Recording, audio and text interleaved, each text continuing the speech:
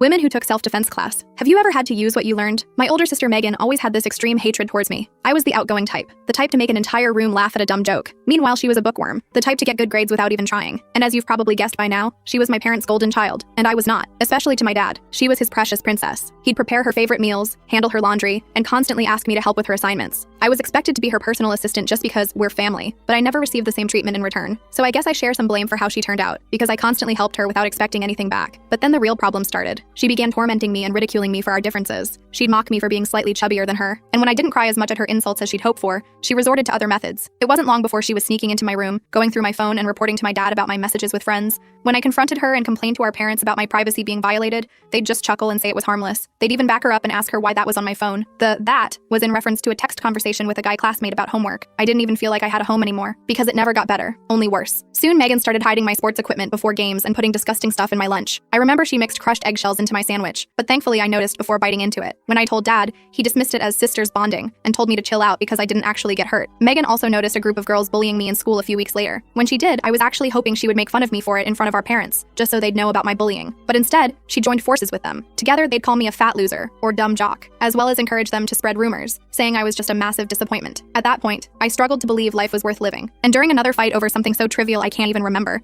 she told me I should just end my life, that every problem in her life is because of me. That one cut deep. Hearing my own sister basically wish me dead was devastating. Since Mom worked late shifts and Dad seemed indifferent, he even scolded me once, claiming I must have provoked her. Things just kept getting worse. In my sophomore year, there was this shocking incident where Megan tried putting bleach in my shampoo bottle, and she put so much that, if it wasn't for the smell, I wouldn't have noticed and would end up in hospital. And guess what my dad said about it? He defended her, said she was just pranking me. Like, hello. Thankfully, my mom eventually took my side and pointed out how serious this was. She even threatened to involve the police if Megan didn't stop. This was a true wake-up call for my sister, since she'd never faced consequences before. She was too shocked to even do her usual manipulation tricks of crying or screaming. Later, Mom came to talk to me privately. Mom admitted she'd waited for years hoping Megan would grow out of it, but was slowly realizing Megan was becoming a truly nasty person. She stroked my hair as I cried and apologized for not making my home feel like, well, my home. I confessed everything Megan had done over the years and mentioned the bullying at school. My mom's face turned white and she didn't say anything, just hugged me super tight. The next day, she spoke with the principal to ensure those girls would face serious consequences if they continued. That evening, Mom signed me up for kickboxing classes at a local gym, telling me I needed to learn to stand up for myself against the bullies in my life. I'll admit, a sporty but insecure girl like me trying to learn self-defense probably seemed funny,